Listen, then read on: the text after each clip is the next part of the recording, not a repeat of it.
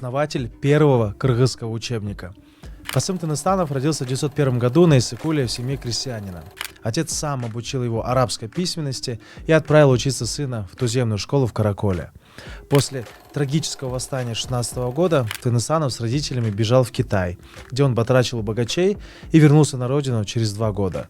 Окончив институт в Ташкенте, он начал свою преподавательскую и научную деятельность.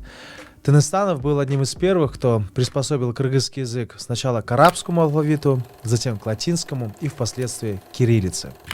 Он был инициатором записи трилогии «Манас» в исполнении Саакбая Каралаева.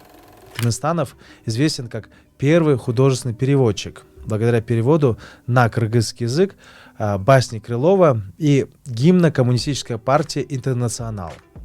В 1924 году вместе с коллегами он основал первую в Кыргызстане газету «Эркинто», что стало днем рождения письменности кыргызского языка. Несмотря на то, что большую часть жизни Тыныстанов посвятил государственной и научной деятельности, его объявляют врагом народа и расстреливают в ноябре 1938 года.